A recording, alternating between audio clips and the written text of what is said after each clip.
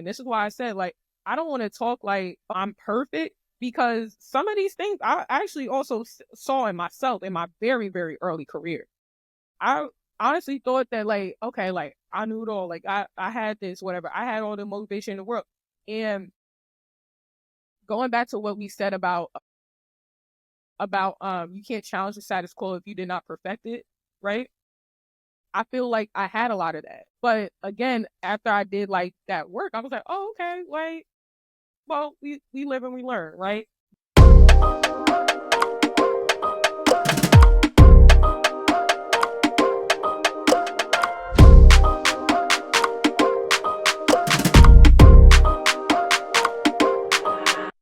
Good morning, good afternoon, and good evening, depending on where you are when you receive this podcast. My name is Jabir McKnight, and I'm your host of the Sparked podcast by the Dream Beacon Company.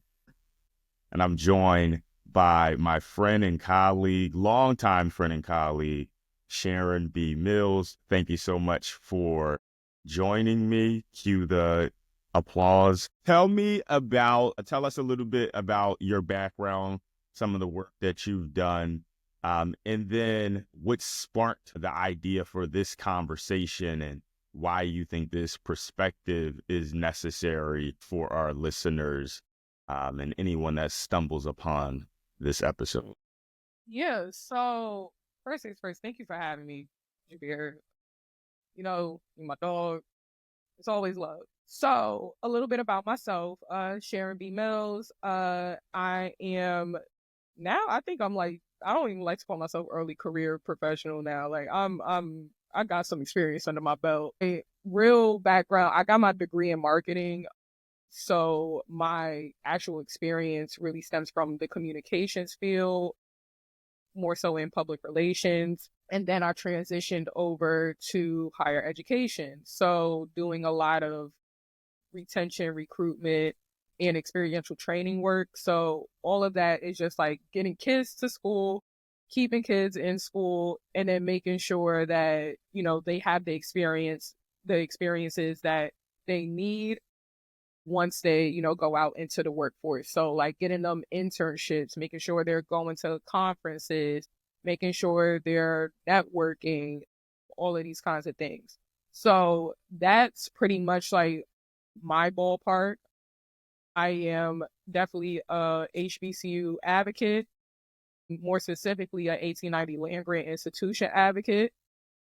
So that's just like, schools, historically Black colleges that are designated for agricultural research and education. So yeah, that's just pretty much like my background.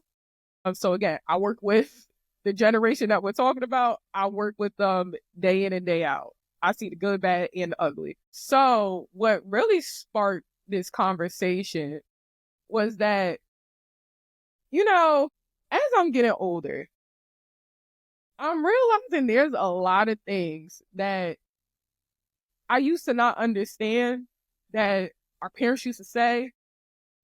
And now all of a sudden, it's just making sense. All of a sudden, it's just like, I don't know what it was. It felt like a light switch went off. And The prefrontal cortex is forming. exactly, that's exactly what it is, right? I thought they said it developed at 25. Obviously, we might have to bump that age up a little bit. A lot of the time, I think that students oftentimes, right, like I used to look at like what my mother used to say to me, like even something as simple as like, okay, when you go out the house, or like when you go out the house, right? Like this is like, standard, like I think like Black grandmother type of vibe. Like if you have like some type of relative that came from the South, you put something on your face when you going outside. You look presentable when you going outside. I'm talking from a female perspective as well too. But I think this generation has not had the opportunity to mess up the way that generations have before. Now, what I mean by that, right? Think about, I'll even look, am Gen Z technically. Yeah. So what do you consider yourself? I'm born in 1997. I consider myself Gen Z personally. I know there's some discrepancies on when Gen Z actually starts. Is it 96? Is it 97? Is it 98? But I'm sure as you'll dive into the experiences as those years have passed, the closer you get to the 2000s, the more different that experience is as a Gen Z or a tweener. Absolutely. So I would consider myself a zillennial. What is that? So for context, I'm also born in 97, so I'm 27. So I would consider myself a zillennial, that fine line where like the millennial and Gen Z, like that little gray area, how they say like, okay, does it start at 96, 97, 98? I feel like 96 to 98 is that weird medium where it's a very gray area, right? Because look at a lot of the people that, we went to school with, right? We all, generally speaking, have like a pretty clear understanding of like, we pretty much have like the same experiences, right? We all went to high school pre-COVID. We went to college pre-COVID.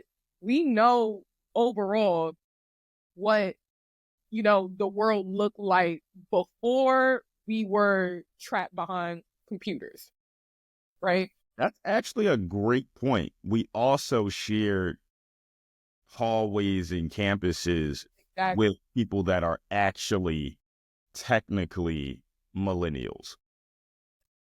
Exactly. So, and just to give you context on my background in particular too, right? I'm the youngest of three, and I'm the only girl, right? So my brothers, they were born in the 80s, grew up in the 90s, graduated high school early 2000s, right?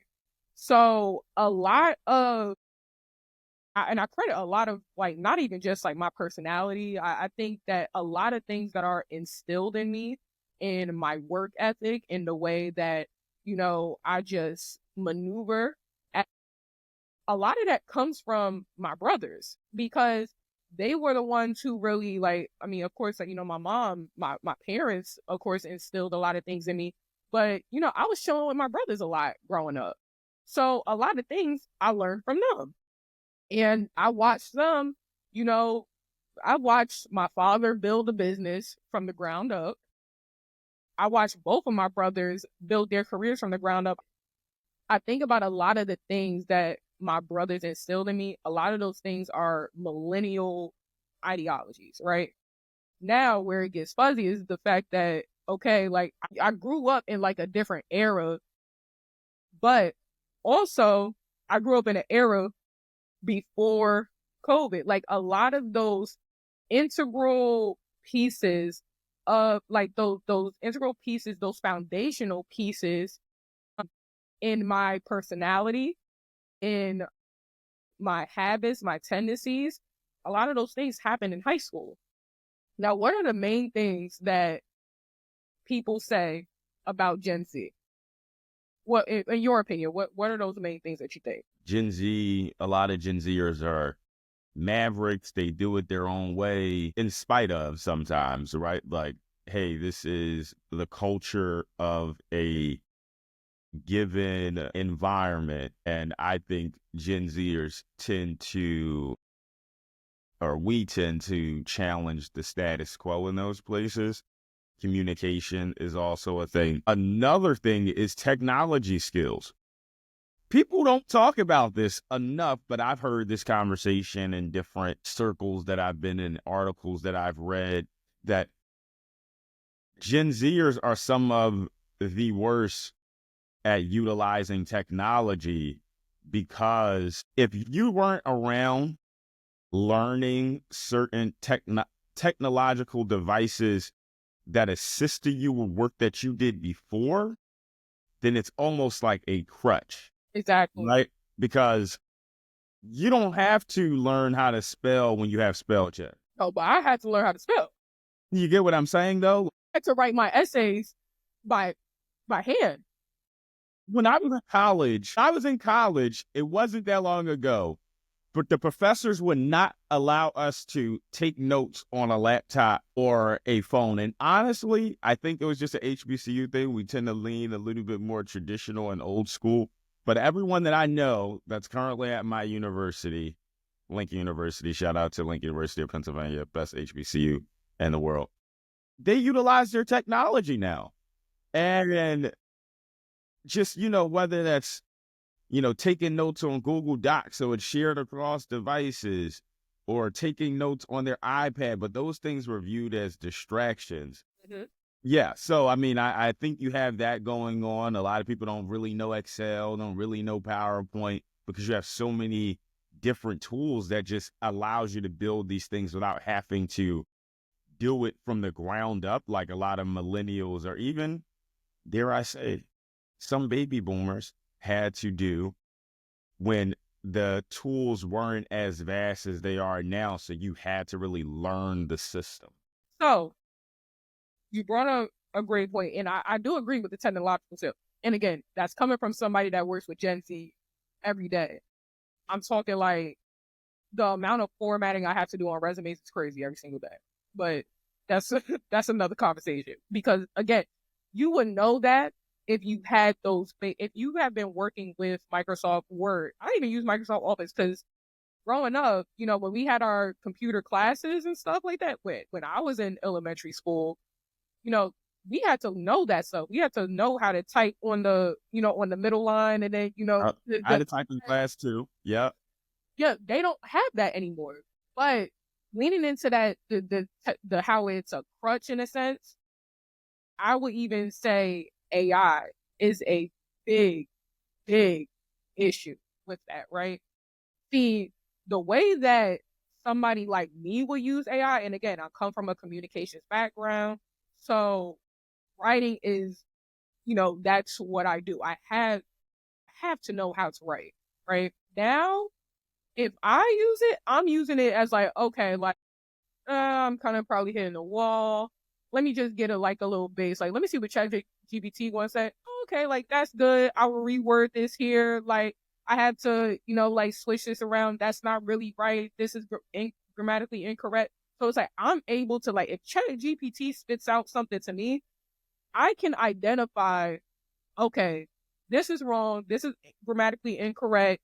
I need to do this in order to make this sound a little bit better.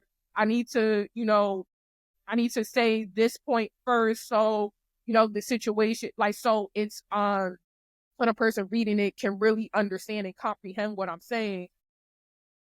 I can do that. Generation Z, it's given copy and paste. And they think that people cannot read through the lines, not understanding, okay, a lot of the time when you type something that's a ChatGPT, we can tell because there are little things that it sounds like a computer sometimes. What's something also that people don't consider? If you copy and paste directly from ChatGPT from a web-based application, and you just put it into an email or put it into a document, and you don't reformat it, there are lines that go directly on your document. So it's even spaced a certain way. So, and again, that comes back to technological skills, right? Because anybody who really works with Microsoft Word, Google Docs, whatever floats your boat, right? You know that there are certain ways that you could copy and paste something in doing just straight text copy and paste rather than bringing the formatting from the original place. But again, those foundational pieces are missing, because think about when we learn all of these things, right? We learn these things in high school. We learn these things in college. Even if they did high school, they probably did high school. A lot of the students that I work with now, at least, they did high school maybe their freshman, sophomore year, and then their junior, senior year. That's when COVID happened, and then they were behind the computer a lot of the time. It's different for I can get into it regionally too. I do see some differences between Gen Zers regionally as well. Overall, it's still the same. So what do you think? I know the question you asked me, some of the leading traits that I see for Generation Z, the best generation of all time. what are some of the traits that you see that stand out in the work that you are doing, both good and there are opportunities for growth? The one that you said that I think is very good is the willingness to challenge the status quo, to do it different, to, you know, uh, lay a new path, be a trailblazer, right? I think that that is best quality that Gen Z has, but oftentimes I just think it's done in the wrong way per se. Like, for example, because you consider yourself Gen Z, so I'm a youth, right? Somebody like you challenging the status quo is different than a professional. I would say like 1 to 2 year early career professional who, you know, thinks that they know it all, has not put in any work, has not had any proven. They don't have anything that shows that okay, like I have the ability to do, like I have the ability to do, right? I communicate properly every day. I turn in my work on time, and it's not just I'm doing the bare minimum. No, the things that I'm doing are stellar. Even when you feel like it's your bare minimum, like it looks stellar to anybody looking from the outside in, right? Somebody like that doing it, challenging the status quo, and somebody like you challenging the status quo is completely different. You could challenge the status quo because you have mastered what you're doing right. Like you have mastered what the status quo is. So you have the room and the space to challenge it because you understand it. Yeah, you got to put points on the board. I agree with that. Before you comment on something and say it's not working, show that you can do the work. And then people will find you credible enough to provide a opinion on how something can be done better. I think that is the length of time on that is a little bit different. Want to make sure that I'm hitting the middle ground there, because I'm not saying that it takes 3 years to master, a subset of a process, some type of operational process, or creating some type of creative work. But once you've put points on a board and people recognize your talent for the space, then that is always a right time to share your experience and how you think something can be done better. But you also have to provide data points or supporting evidence on why that change needs to occur in the way that you are sharing it. It can't be I feel like, or I think this will be better, because there are so many different motivating factors for why individuals, small businesses, or corporations want to make drastic changes to their processes, right? Like, things are made the way they are. They're a system, a machine, because it can be replicated, again and again over time. So to make a shift, it's not just about how you feel. At the end of the day, unfortunately or fortunately, It's about data. we live in a capitalistic society. Stuff has to make sense financially, literally has to make sense.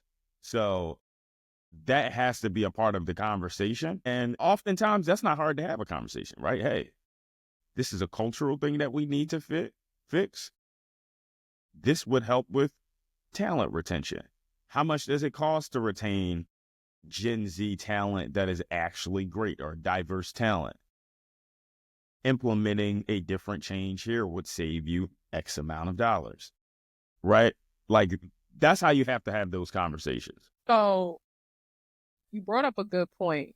And well, what you said sparked a good point that I first realized when I had my first job in hiring, my last job. And I realized, okay, what are the things that Gen Z are lacking? Like, what I'm looking at a lot of our partners. So for context, I worked for 1890. I worked for a 1890 land grant institution, historically Black college.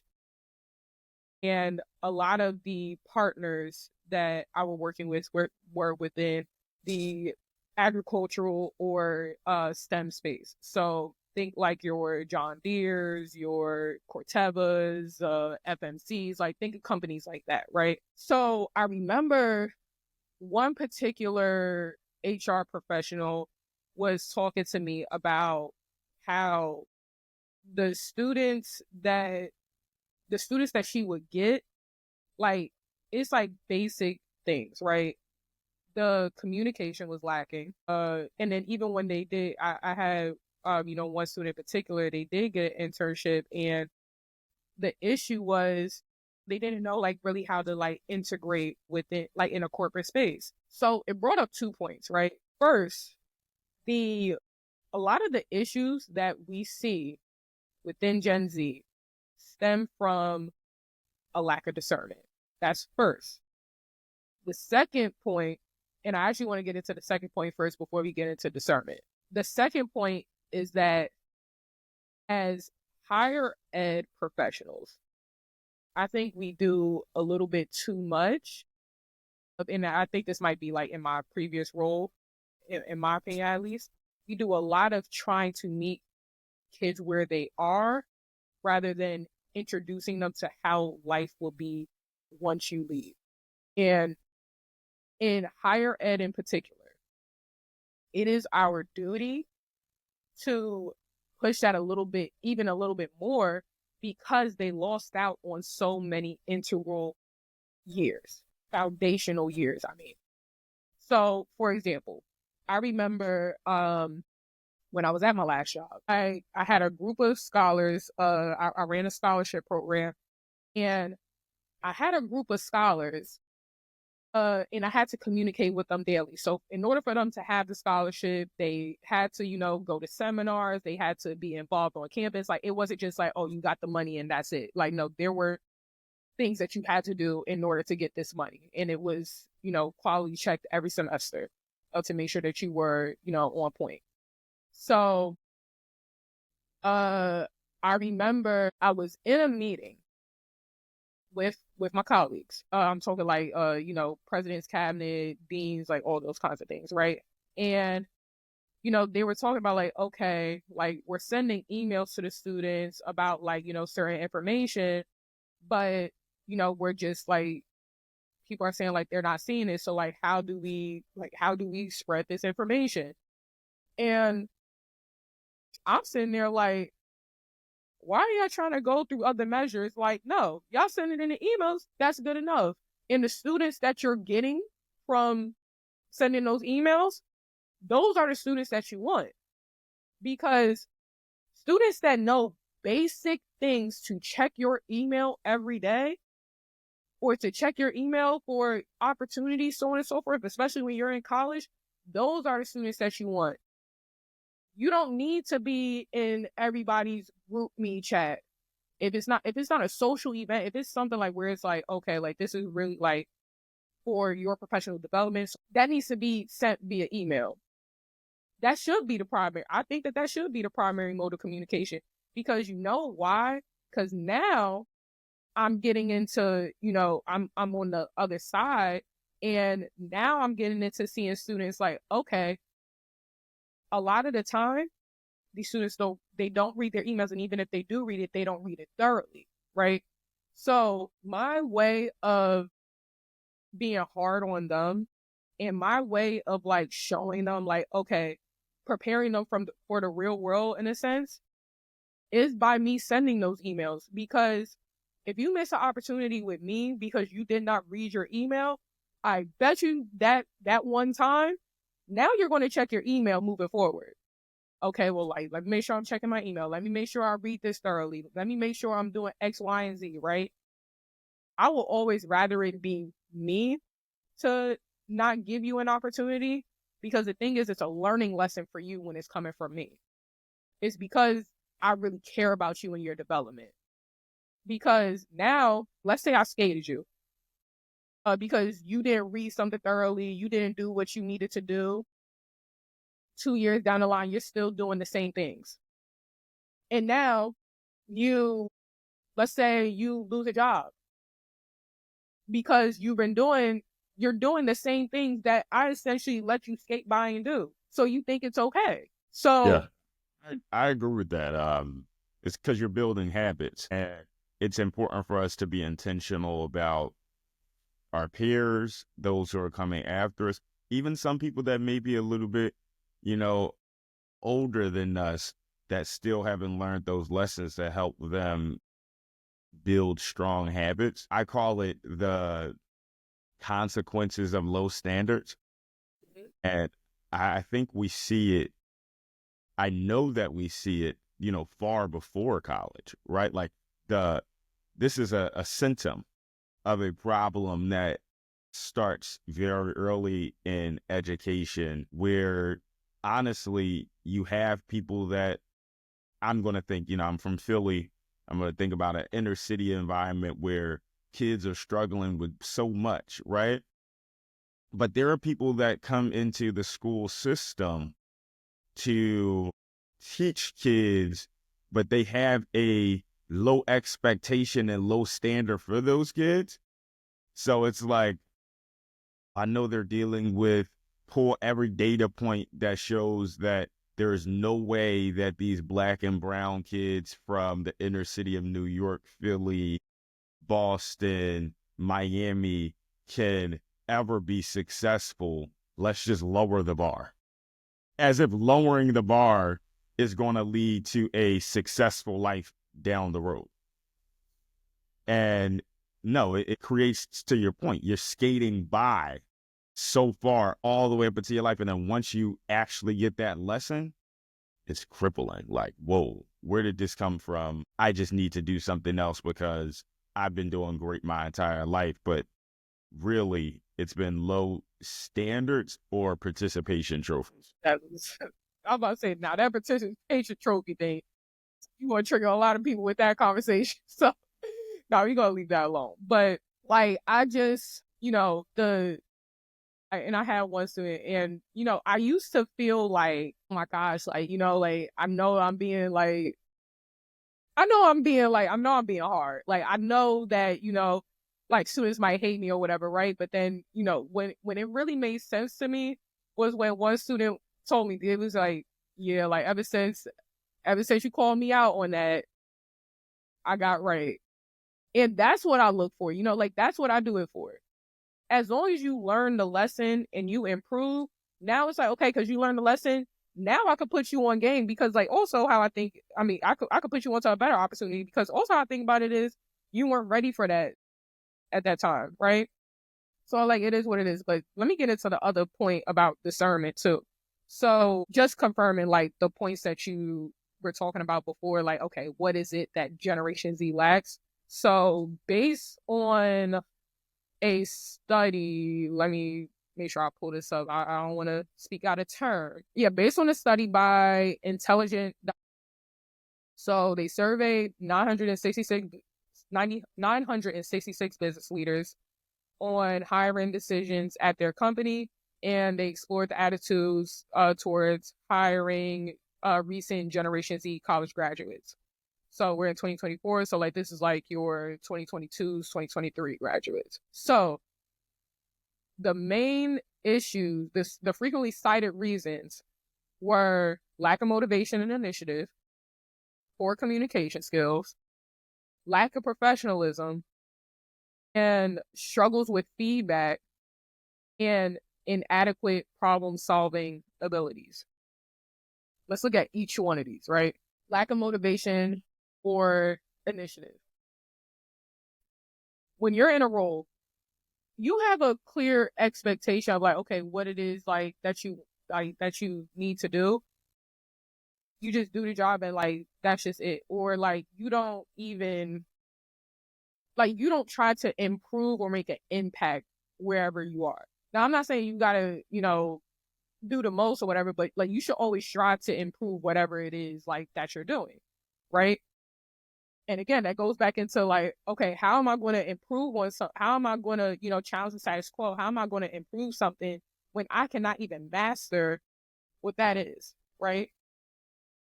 So that's one. poor communication skills. Generation Z, they have problems with communicating because a lot of their foundational years, and again, this is my opinion, there might be some studies to back this up, but a lot of their foundational years, they were behind the screen. They don't even like communication skills is essentially like reading social cues. Lack of professionalism, going back into the other reason, the lack of professionalism, that's where do you get that? All of that is essentially every single point that they mention is essentially goes down to social cues and discernment. When you're communicating with somebody, you're communicating differently. I communicate differently with my coworker, with my colleague that's on the same level as me, differently than I communicate with my supervisor or my senior VP. You know, when my senior VP texts me for something, like, even though me and my senior VP are cool, like, there's still like a level, like, even my colleagues, like, there's still a level of professionalism that I exude when I communicate with them, because at the end of the day, like, I'm showing respect. We're at the workplace. I'm not going to be like a whole bunch of slang or whatever. It's not the time for that. But again, I know that because I have a level of professionalism. Kids Generation Z, with, you know, their colleagues, like, they might really talk in slang in the overall Slack channel and not understanding that, like, okay, everybody sees that and everybody might not understand what that means. And then, you know, that turns into a whole HR issue because, you know, you got people feeling different types of ways about things, right? Again, that's discernment. That's social cues. You know, even let's take even motivation and initiative, right? And also the feedback. Sometimes people are not direct. And I will even say that, like, I experienced this in my early career too. And this is why I said, like, I don't want to talk like I'm perfect, because some of these things I actually also saw in myself in my very, very early career.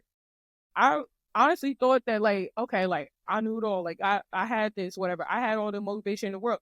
And going back to what we said about you can't challenge the status quo if you did not perfect it, right? I feel like I had a lot of that. But again, after I did like that work, I was like, oh, okay, like, well, we live and we learn, right? But with going into like that, even that struggling with feedback situation, right?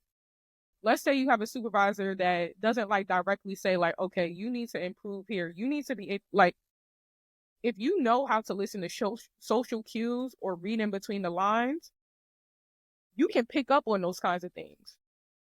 And what is that? Discernment. Generation Z doesn't have that. You're right. A lot of that stuff, a lot of communication in corporate spaces, and honestly, a lot of communication between generations. Like, if you're a Gen Z or a Zillennial and you're talking to someone that's on, let's say, you know, on the higher end of millennial or baby boomer, a lot of the communication really is if you know, you know. It's like, it's put in there. You have to decode and find the context of the conversation. I was having a conversation with a supervisor. She said, you know, we're talking about, oh my God, you're a rock star, you're killing it, you know, all the things. So I asked for feedback. You have to ask for feedback sometimes. Hey, I know I'm doing great. What can I do better? Right?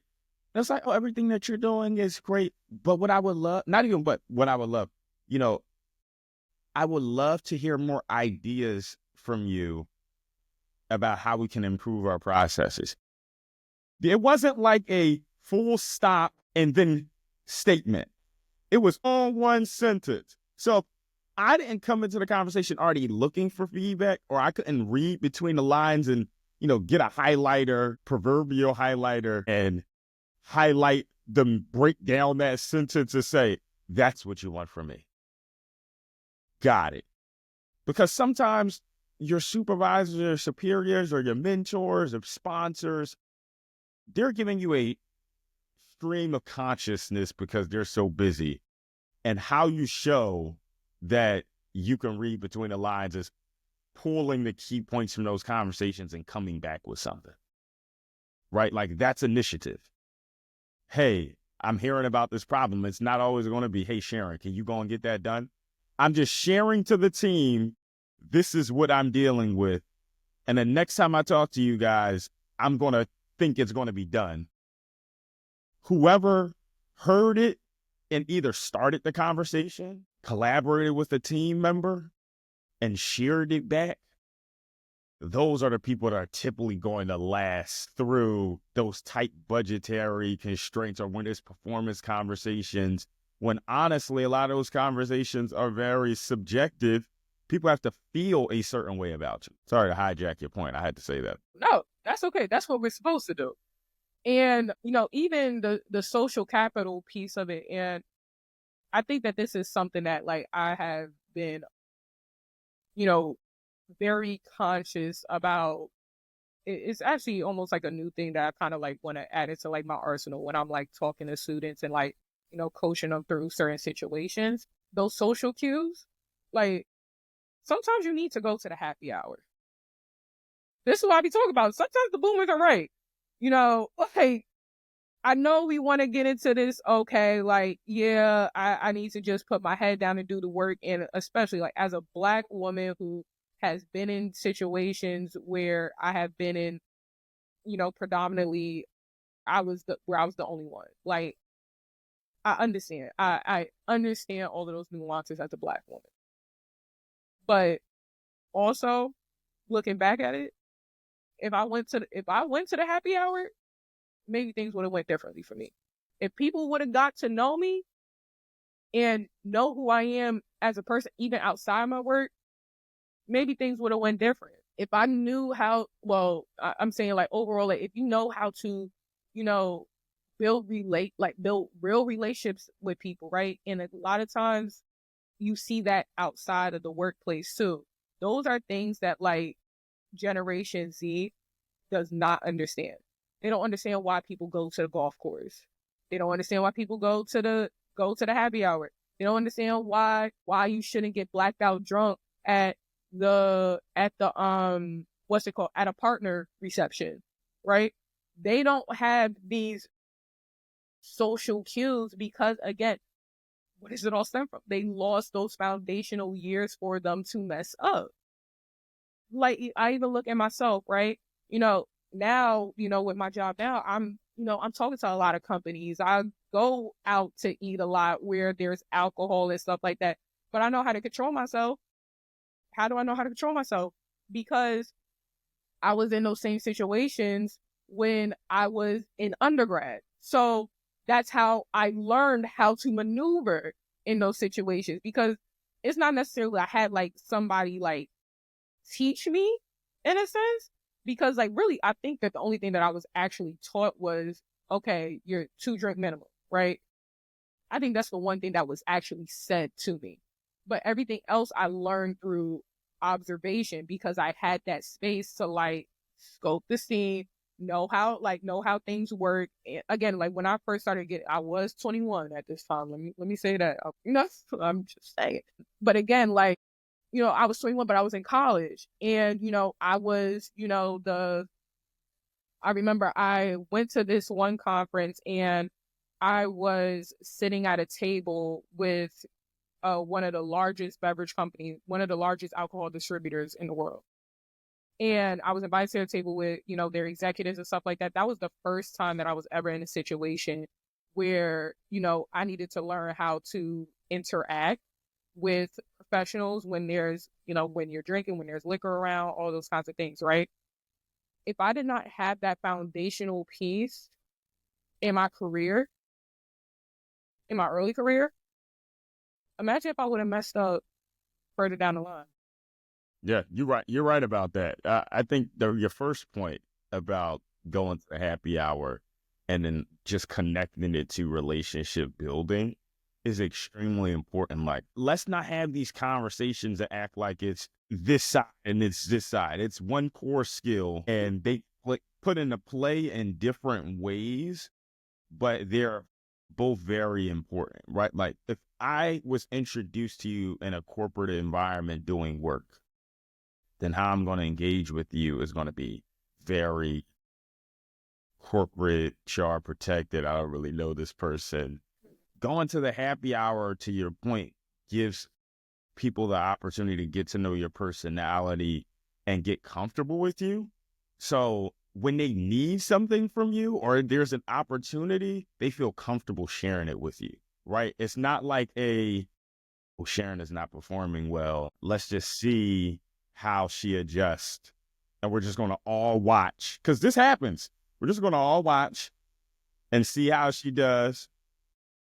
And if she doesn't do well, maybe we'll go to the next person. If someone is comfortable with you and they hear about you as a person and they know about you, they feel comfortable, they can just share the thing, right? Like, hey, Sharon, you're doing great here. And they may not even tell you it. They may just kind of leave some breadcrumbs so you can focus on something. Hey, Sharon, you're doing great here.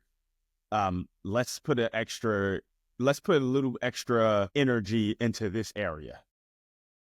Right. And it's like, okay, that's that person caring about you and wanting you to be a part of a team because it's a culture, and guiding you in the way that will make sure that you are successful versus you're kind of just out and open. Also, in regards to social cues, to your point, it's even small things, right? Like, I don't drink, but I'm not going to go into a space and have one drinking, and I don't even have a drink in my hand. I'm not drinking. It's going to be a seltzer and water with lime. They don't need to know what's in there. It's called blending in. But again, if you don't have the social cues to understand that, like, it's so hard for you to pick up on those things. Like, and I'll be honest, like, I'm not saying they could just see some slack, but like, the thing is, like, how would they know? But again, I think that the overall, just the main issue, all of these issues with Generation Z, it stems back to the lack of discernment. Where does it start? Again, it's starting in the schools, because you're constantly, I don't know if I finished my point, like with that meeting I was in that other day, in a couple years ago. As soon as they said, like, oh, like, well, what other ways? I'm like, no, like, we need to keep it in emails, because if we say that we are preparing these kids for the professional workforce, and that was literally my job description: retention, recruitment, and experiential training. If I say that I am preparing these kids for the next stage of their lives, and I don't teach them certain things, if I skate them in doing certain things, how can I say that I did my job? Like, I remember I was catching a lot of slack for using, because at the time we had Google Suite at my previous job. Now it's Microsoft. So I was using the Google Spaces thing to communicate with all my scholars. And if it was Microsoft, I would have been using Microsoft Teams to communicate with all my scholars. Even though it was a headache to get them to check it. Even though I had to constantly revert them, check the Google Space, check your email. Why can we do a group meet? No, we can't. No, because you know why? I'm trying to get you into the habit of doing that thing now, because what happens, and a lot of my students end up going to, like, either state or federal government too.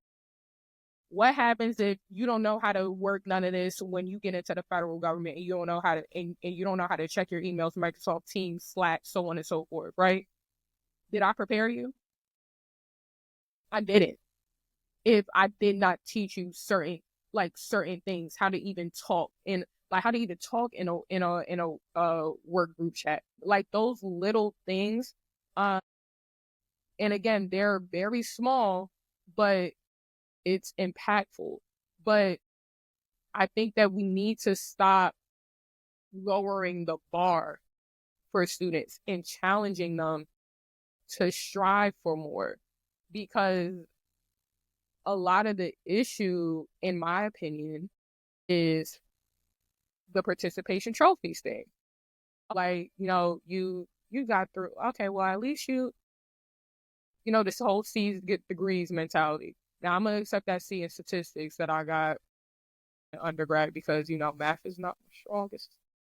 Everything else was A's and B's though. I'll take that. But no, the whole C's get degrees mentality though, like it's the bar is low. But even still, a lot of the time, like even because like you could argue like at the end of the day everybody got their degree, right? You could argue that, right? The the thing is, if you made certain relationships in college, if you did college, I would like to say if you did college the right way, yeah, sometimes that won't matter, right? It's not about like what you know, it's who you know. But the thing is like I like to say that yes, it's not what you know, it's who you know, but what you know will keep you there. And it's not what you know, it's who know you. That goes back to the happy hour point. I know such and such, but do they know you? They know How about? do they know the work that you put in? Do Yeah. they know, do they know you like as a person? Do they know that, you um do they know like the ways that, you show motivation? Do they, do you know like little things about them? Do you know that, oh, this one coworker lives in Florida, so maybe you should send them a nice message, say like, hey, hope you and your family are okay. Like little things like that go such a long way. And I'm not saying like do it to be like do it ingenuinely and you know just so you could get ahead in life. I'm not saying do it like that because like again, I send messages like that to people I know and I genuinely care about them. But again, like that's little things like that just go such a long way though. I agree. So I have a question. So we've talked about some of the things that, Gen Z is struggling with. My question is, what are some key areas that you feel millennials excel and boomers excel that Gen Z should pull from? And how do we get there?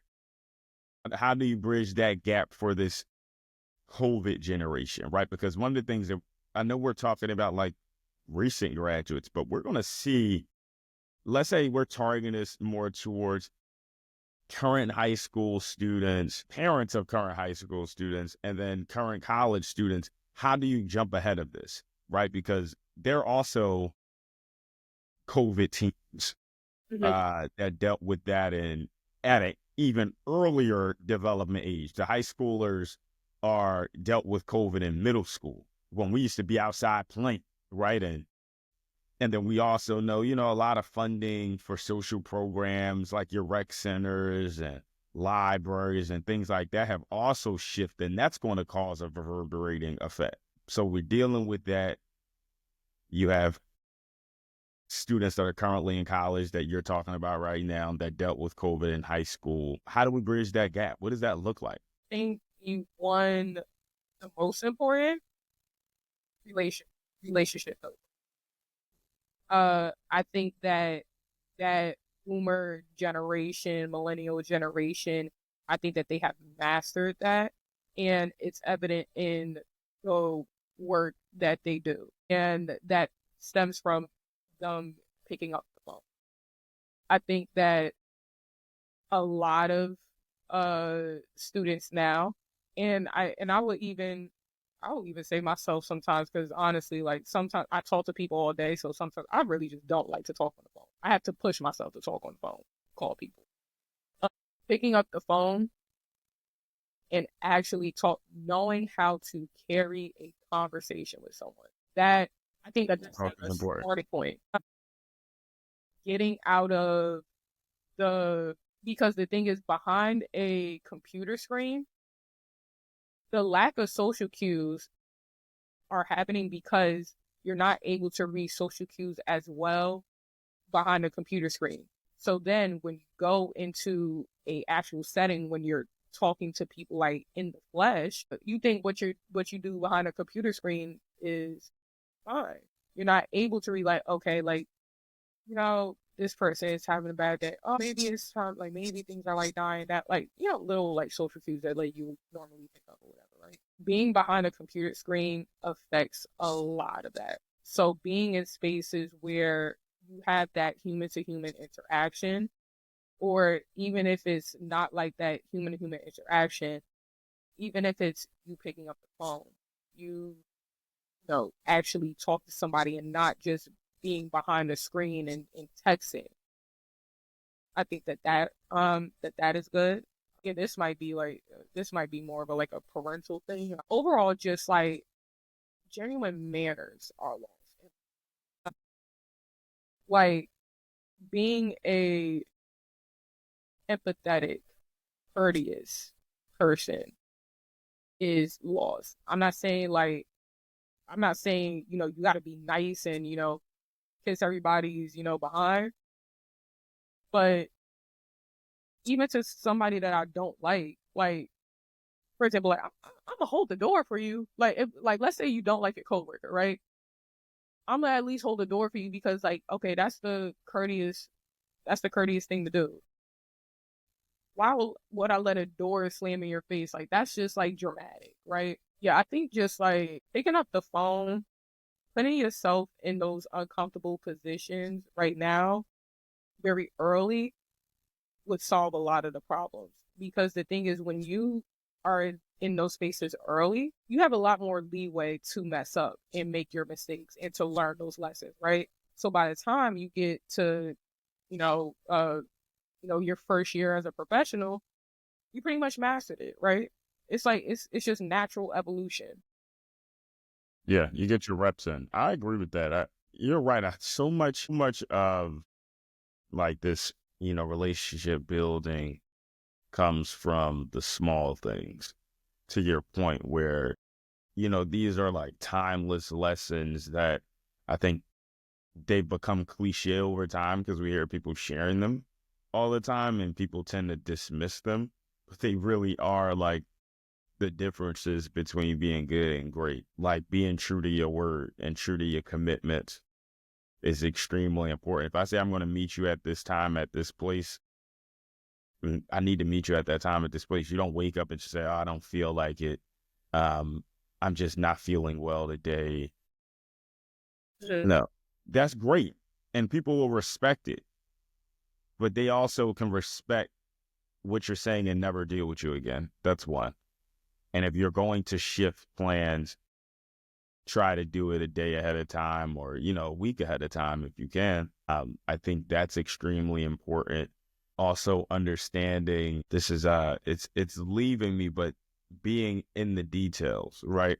I think our generation, millennials and Gen Zers, tend to like to make a splash, right? Like it's always about the big grandiose show, whether it's, hey, whether it's a photo shoot to introduce a new brand that they've created or, the big thing that they did at work, but the details matter. No one wants to deal with someone that can do the big things but can't do the small things well. You know, I think that comes from, I think that really is an influence from social media, like where absolutely. what we see is like it's this lifestyle creep where everything we see is so grand, so we want to be grand as well, and we want to show those things without just like actually focusing on the foundation, whether that's you personally, whether that's you at work, whether that's a business you're building. It's I'm you putting what is it, the cart before the horse, Yep. putting the marketing before the business foundation. It's like you want to look like you're doing something, but you instead of actually just doing something. Is that's a generational thing. I don't think that that's just a social. That is a generational thing. A lot of people would rather look like they doing something rather than actually do it. It's a answer your question too. There was another thing that I forgot to mention. I think that there is, and this might tie in too. There is a sense of entitlement in this generation that I've never like. I don't think any generation has been this entitled, right? Like for example, you coming in thinking that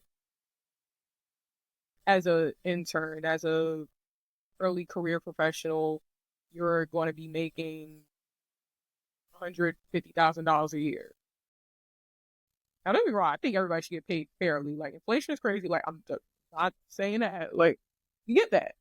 But it goes back to before you can, like, solve an issue, you got to understand why the issue is here. How does this thing work? You need to understand all of those things before you come in trying to change everything. And, you're not automatically entitled to, the like senior level role just because you feel like that you have some type of like that you have the education for. Okay, but like at the end of the day, you gotta start from the bottom and work your way up. And that's okay. Like you're not, and I even look at it like in my early career too, because I didn't realize like how entitled I was coming off. I don't think that I was entitled. I think it's like what it was being perceived was that I was entitled. Really what it was is I was just like hungry and faking it till you make it kind of thing. I think that that's what it was. But I could see how people saw it as entitled. It's just like, I think a lot of Generation Z want the accolades. You want the awards. You want the good job. You want the golden noodle, the golden star on your name at the end of the day. But you don't want to work for it. You don't want to roll your sleeves up and do the work. You don't want to do the extra project that will set you apart from your coworkers. Like, but you want those same perks. You want those same benefits.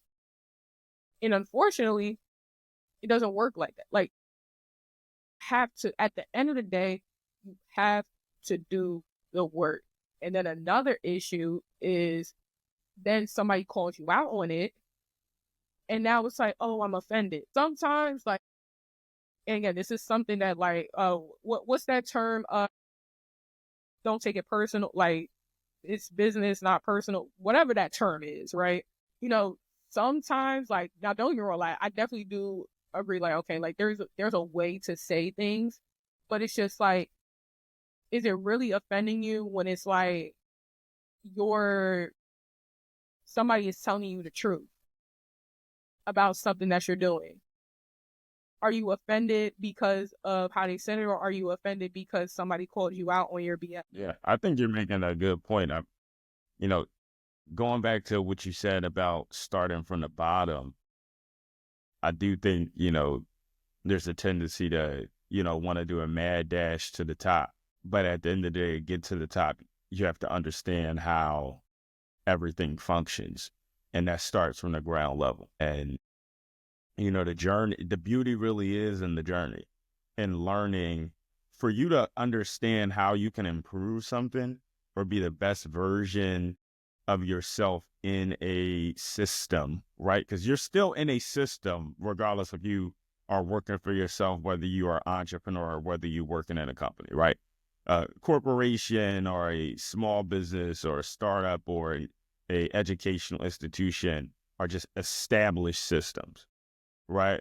If you're an entrepreneur, you're starting your own thing, you have to build systems, but you still work within a broader industry that is a system. You need to understand how everything works to know, okay, I'm going to do it differently. Or, okay, hey, this is my suggestion. That starts from the bottom, right? You like enjoy the journey and understand when I was here, I did this. When I got to the next level, I did this, and the lessons that you learned along the way. But I think another point about taking on the work and, rolling up your sleeves and doing a little bit extra. I think this is where discernment comes in as well, is knowing what extra work to do. You have highly visible work, things that matter.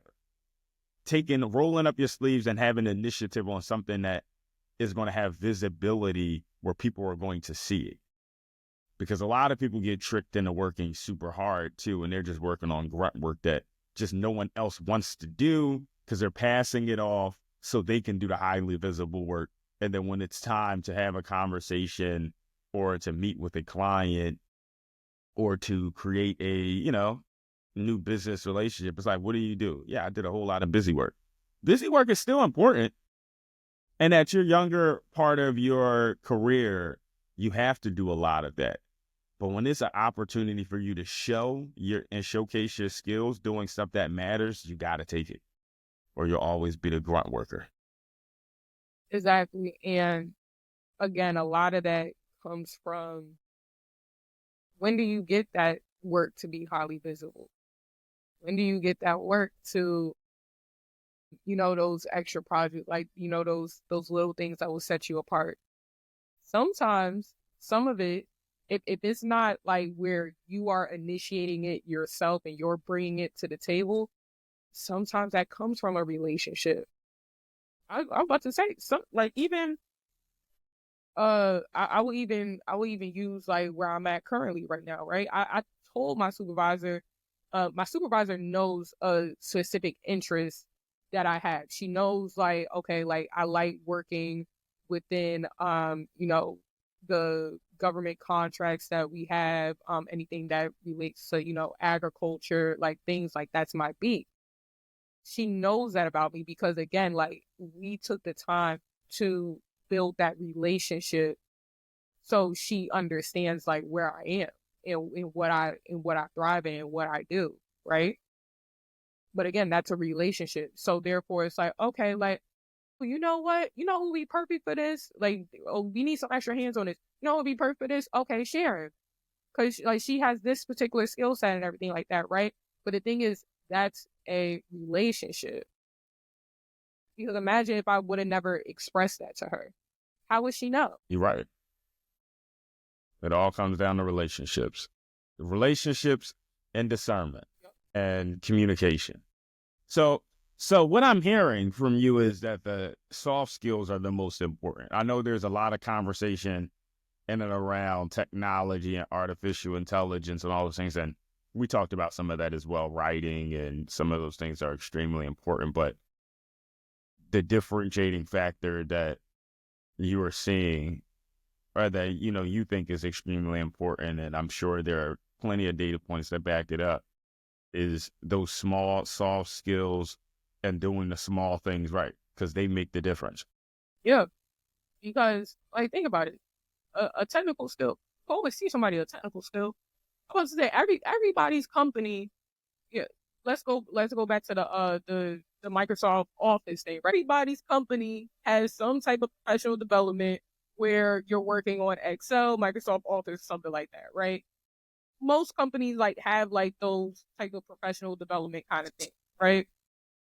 Technical skills can always be taught, and companies are investing in teaching those technical skills. Like, I mean, of course, like, there's certain skills that like you kind of just like have to have, but they're just like, I guess in a sense, non-negotiable. Um, but I think in just overall soft skills, it's either like, it takes time. It takes so much time, trial and error. It's learned experience that you really just have to go through. Somebody can't just teach you everything about soft skills in a professional development workshop.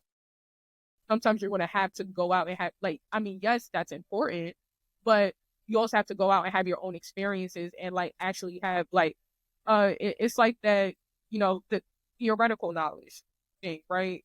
Like theoretical knowledge versus like actual lived experience. Yeah. Theoretical knowledge is great, but it's even better when you have that learned experience to apply that knowledge. That's what you have to go through when it comes to soft skills.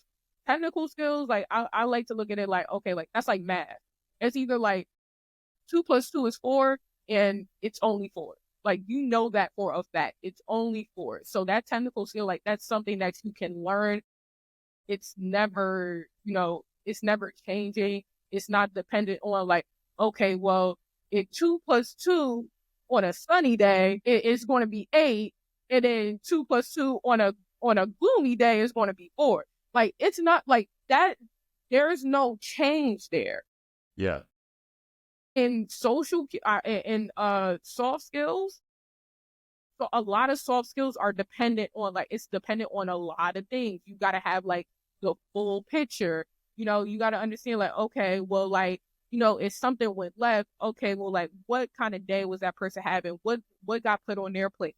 What were they going through? What were you going through? What was the setting? Like, what was the setting for that conversation even right? Like, there's so many different other factors that go in. And you have to see all of these different things happen in real time for you to know how to implement them right next time. So I have a question, and this is my last question. I think we kind of talked through so many different topics, and what I'm hearing is like, internships are extremely important, right? To learn an environment, but everyone doesn't have the opportunity to get internships. I read an amazing article by Brandon Bustede, or a post rather, from EdTech Weekly. I believe that's the name of his company now. And a lot of companies, their internship programs are more selective than private colleges.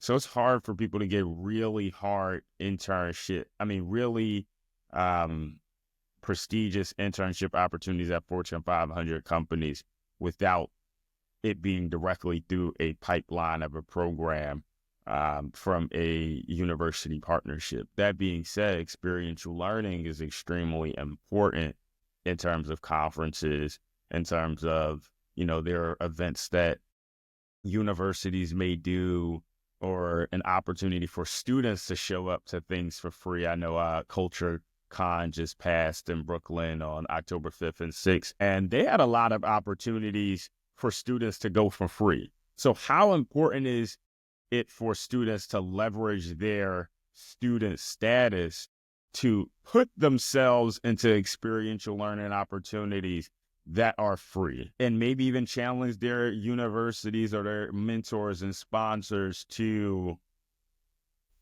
foot the cost for the additional things so they can get that experience? I'm so happy you asked this question in particular, because this is something that I always talk about in my background. I'm going to tell a little bit of my story, because I go into work every day with this understanding, right? I am in the position that I am in now. I've gotten a lot of opportunities because I had the support of my parents. I don't ever want to, anytime that I talk about like my experiences, I always want to mention that, because like, if I wanted to go somewhere and I tried every other measure to go through my university, to go through my dad got me my car. When I tell you, I ran that car to the ground, up and down the East Coast, traveling to every opportunity that you could think of. I was working for a boutique PR firm when I was in undergrad. And again, like, it was an internship and, like, non-paid or whatever, but like, I was so hungry. I just wanted, the opportunity. And a lot of that work that I was doing there, like, that's when I was like getting it out the mud. But again, I had the ability to do all those things. And to, when my boss now, she used to ask me like, oh, like, would you be able to, like, because I went to school in Maryland, University of Maryland, Eastern Shore, my alma mater. I remember, like, she said, like, this client needs something done in DC or whatever. I'm like, oh, like, I could do it or whatever, right?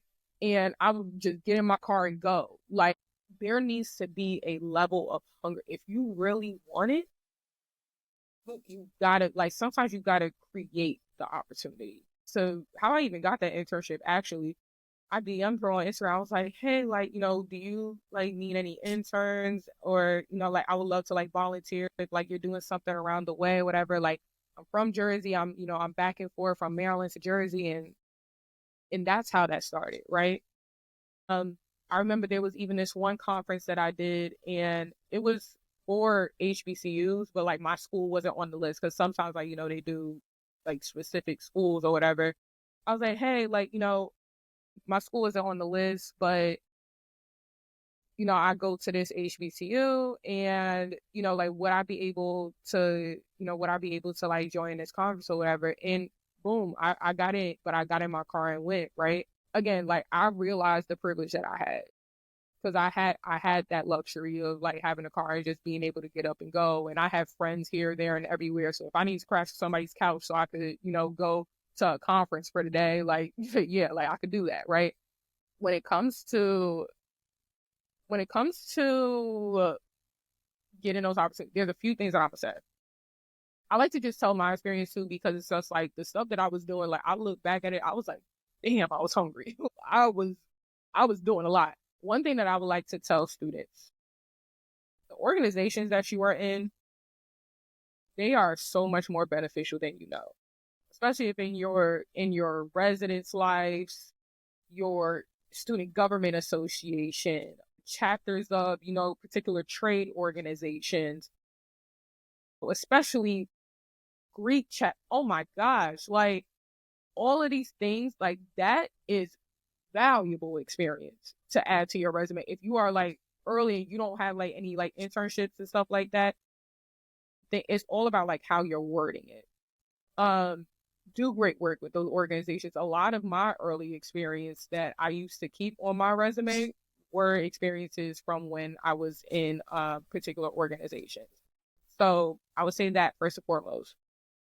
To pick up the phone. A lot of time, uh, you know, the just asking for something will get you a long way. Like picking up the phone and asking for something, or even going to the office. Like every university, every school has, discretionary funds for students to go do whatever, like experiential training, all those kinds of things, right? Like I literally used to have to like beg students. Like I used to be finding every freaking way to spend that money for students, right? So I know firsthand that the money is there. It's just that y'all don't know who to ask. I would say probably go to your president's office first, and then if you're not your president's office, then go to whatever the school, like whatever within your university. So like the school bag or college of education, whatever your discipline is, go there. First go to presidents, then go there. I will also say like even those individual projects, what are you passionate about? What are the things that, how can you create your own experience? A lot of my early experience was like me writing on my blog. Like I didn't have like any writing samples, so I used to just write on my blog. Like I didn't have like writing samples to like actually, yeah. So I used to post that, and I used to just use that. But that got me into some places too. Honestly, I agree with that. Back in the day when I was doing some communications work, as you know, some of my writing samples that I utilized were writing samples from work that I just voluntarily did. Like, to your point, I think you're making an excellent point about you have to know where you're going or have an idea of where you're going and what they're looking for. And then if you work backwards from there, you can create or cultivate opportunities that displays that you have the abilities to demonstrated abilities to the work that they're looking for. I know we all look at some of these organizations that are looking for 2 years of experience at entry level, and it's just like, well, what does that look like, right? Like, how can I have that if I just graduated? But the thing You is, could have it. If you were already looking at this company, you were interested in it, you could have created those opportunities for yourself. What Sway say to Kanye West like 12, 15 years ago? You can empower yourself. You don't need to have factory connections. You have money, you can empower yourself. That's how I feel. You can, just what you said. If you're hungry enough and you see the opportunity, empower yourself and show and demonstrate your ability to do the work. And honestly, I think that is something that a lot of Gen Zers get right. Some don't, but you can go to a lot of, Gen Zers Instagrams and it just shows like, wow, you've done amazing creative work. Honestly, you can probably go to some younger people that haven't even been in a organized space that have done better creative work than certain organizations have done. Oh, sure. And that's why I said, give the, Generation Z, I'm going to give them their props when it comes to that. You have, like, they have that audacity, but it's just like knowing when to apply that audacity. That's where the issue is. And again, that's a soft skill. So overall, I think that there's a lot of work to do. I don't think that they're just overall lost cause that like everybody is saying. But what Gen Z needs to do right now, in my opinion, is to take heed of the lessons that are being learned. Like, look at the people before you, listen more, pick up the phone more, um, put yourself in a position to learn. And then also take heed to that feedback without taking it personal. Everything is not always a personal attack. Sometimes people are telling you the truth because they're looking out for you. And when you take yourself out of it, when you take yourself and your emotions out of what is being said, there's a lesson in that. Thank you so much for sharing. I appreciate you setting the time to discuss this important matter. I think we'll have a follow-up discussion soon. I think it would be amazing to bring some current college students into the fold to have dialogue on what they're seeing and getting that perspective. So I look forward to bringing you back. Thank you so much for sharing your perspective, and I hope we sparked a new perspective for those who are listening. Thank you.